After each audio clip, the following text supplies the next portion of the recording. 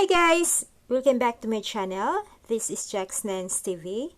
In today's vlog, ituturo ko po sa inyo on how I fix shaky videos.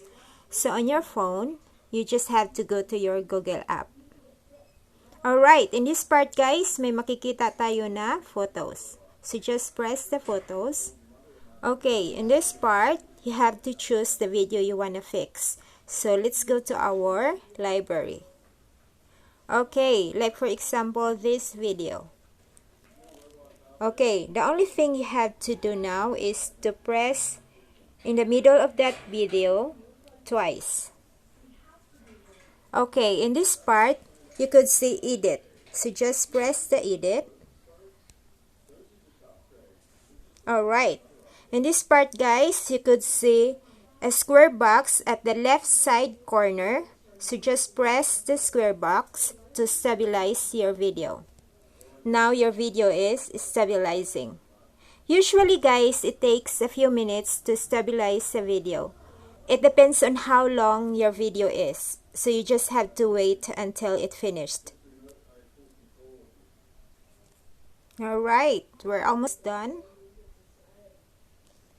Okay. Now the only thing you have to do is to save a copy of yourself.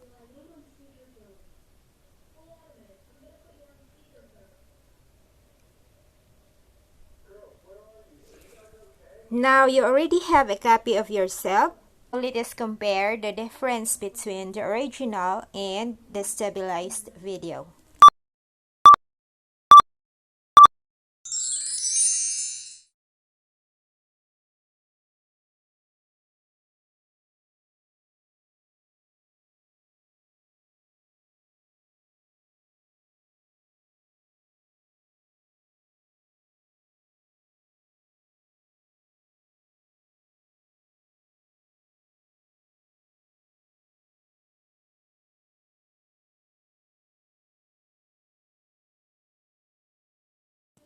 So hope you enjoyed this video tutorial guys. If you like this video, please feel free to subscribe, comment down below, and click the notification bell to be updated on my incoming videos. Thank you for watching. Bye!